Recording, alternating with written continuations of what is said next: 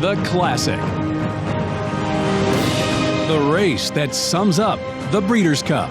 'Tis now entered into history with back-to-back electrifying wins. American Pharoah completed the Grand Slam of horse racing, and Gunrunner put an exclamation point on a Horse of the Year campaign.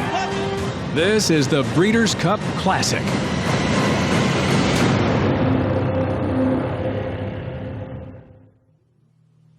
And welcome back into the Breeders' Cup VR studio. I am your host, Paul Espinosa, and for the final time, we prepare for a walkover. For the main event, it's the $6 million Breeders' Cup Classic. And so we are back in the paddock, and once again, that computer vision zone. If you're just joining us, once the horses get saddled up and they make their way through that purple zone that's right beneath the iconic twin spires, the computer vision technology is going to pick up on that saddle cloth.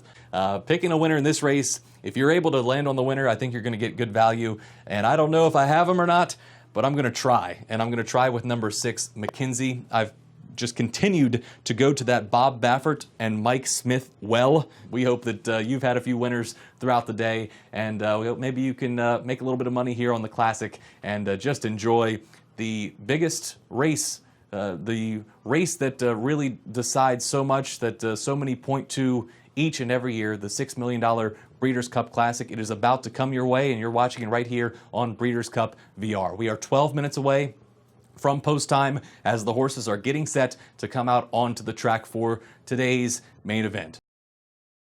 They're in the gate, and they're off in the 35th Breeders' Cup Classic, and some crowding down inside. Roaring Lion and Catholic Boy both took the worst of it. Mendelssohn sent hard out after that lead. It's Mendelssohn in front, bias for the first time. Mackenzie's right there, and Thunder Snow down inside. West Coast is forced outside by his stablemate as they race for the clubhouse turn, and it's Mendelssohn in front.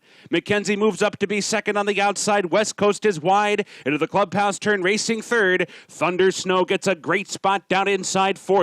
Pavel's not far behind, running in fifth. Accelerate for that outside post is 3 wide, while sixth. Roaring Lion moves up from the inside seventh. Catholic Boy is wide in eighth. Mind Your Biscuits 4 wide, racing in ninth. Axelrod is 10th by 3, and then it's Gunnevera 11th by another 4. Then we come back to Yoshida, who's just out of Discreet Lover, and late running Lone Sailor is the last of them all. The pace is fast, 22-3 to a 46-2 half mile. There's 5 furlongs to go. Mendelssohn is the leader, but there's plenty of company from a Bob Baffert duo of Mackenzie and West Coast on the outside. Thunder Snow is still tucked away toward the rail. Accelerate is given a nudge up to be 5th on the far outside. Then it's Pavel racing 6th. Axelrod is 7th. Mind Your Biscuits is coming with his rally, trying to go past Catholic Boy. Gunnevera is kicking in from the back of the pack. He was outside, now he's inside, and Yoshida's following him round the far turn. Lone Sailor's trying to pick it up as well as they race for the top of the stretch. Mendelssohn